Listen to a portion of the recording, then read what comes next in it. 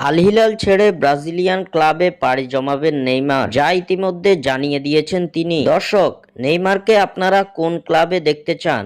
আপনাদের মূল্যবান মতামত আমাদের অবশ্যই কমেন্ট করে জানাবেন। সৌদি আরবে পাড়ি জমিয়েছিলেন নতুন এক অধ্যায়ের সূচনা করার উদ্দেশ্যে, তবে তা আর হলো না।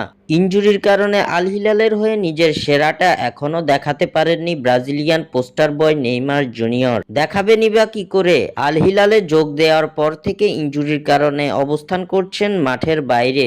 দলটির হয়ে এ পর্যন্ত মাত্র 7 ম্যাচে মাঠে নামতে পেরেছেন নেইমার জুনিয়র। এমন অবস্থায় এবার ফুরিয়ে এসেছে আল হিলালে নেইমারের চুক্তির মেয়াদ। চুক্তি নবায়ন করার ব্যাপারে নেইমার কিংবা আল হিলালের পক্ষ থেকে এখনো আসেনি সবুজ সংকেত। এদিকে এসবের মাঝে ভেসে এলো চাঞ্চল্যকর এক তথ্য।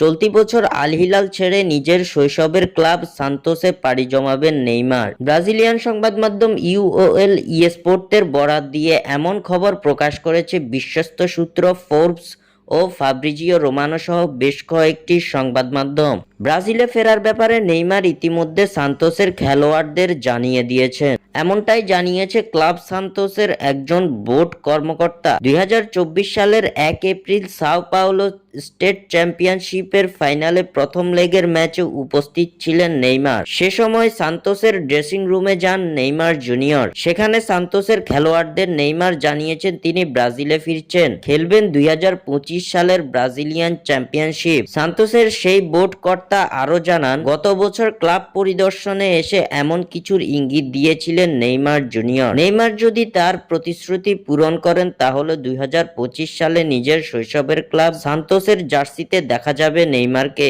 স্বাক্ষর থেকে সাদবির ইসলাম।